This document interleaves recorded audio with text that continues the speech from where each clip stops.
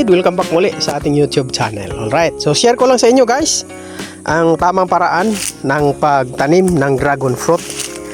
Ayan, so unang tanim natin ng dragon fruit, ganyan. So, ang nangyari, naglagay lang tayo ng mga kawayan, tapos pinosti natin, parang bahay-bahayan nila. Yun, pagka krupok nung kawayan, nung nalanta na siya, ayun na.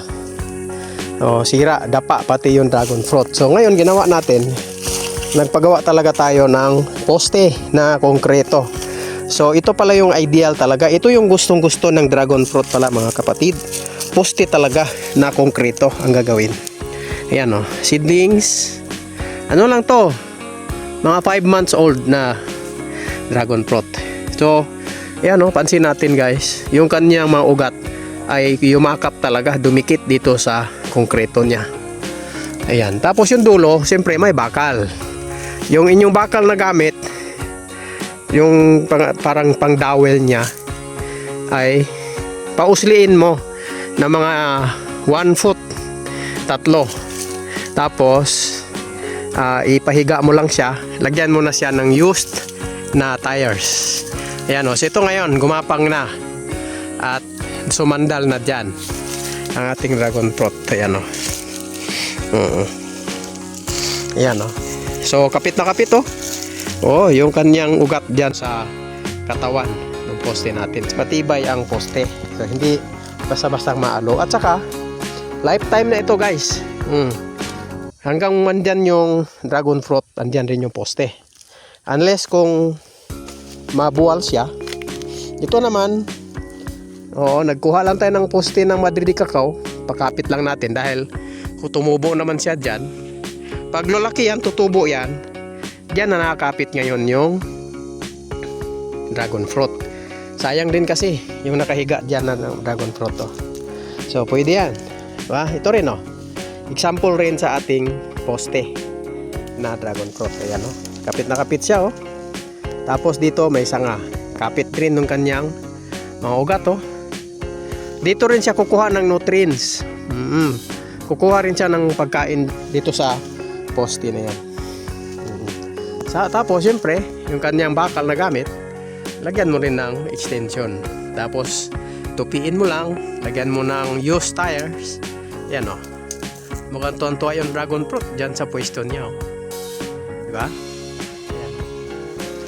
O, diretso yan. 6 na ano ito mga kapatid. Ganon din. O, diretso yan doon oh. So ang sukat naman, kung magtanong kayo sukat ng ating poste ay 5 yata ito or 6 inches. Malaki ito, medyo nahirapan ko kaming dalhin dito sa bundok ito dahil medyo malayo sa highway itong ating sakahan. So ayan guys, so kung magtanim kayo ng dragon fruit, diretso na gawa, pagtsagaan nyo na lang, gasusan nyo na lang poste, konkretong poste, tapos baon nyo dyan, lagyan ng used tires. Lifetime na po yan. O, andyan na yan. Andyan na yan, tuloy hanggang mamunga yung ating dragon fruit. Diba? Oo, pati rin doon. So, balak natin pag medyo magka-pera konti, lagyan pa natin ng isang linya na poste rin dyan para maganda-ganda ang tubo ng ating mga dragon fruit. Ayan, kung tignan nyo guys, oh. Dito, talagang ano, no? Gustong-gusto niya ang gustong-gusto ng dragon fruit, poste talaga, konkreto.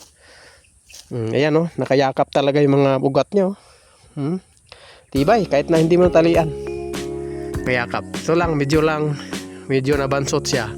Hindi lang siya tumuloy diyan, pero mukhang okay po naman. Yan po ito. Ito isa rin oh. Yan oh.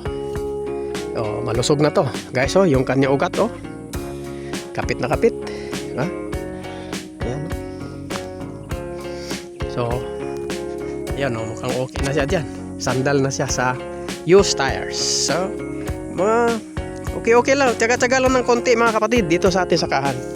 O, para eto paano, makakatikim tayo ng dragon fruit.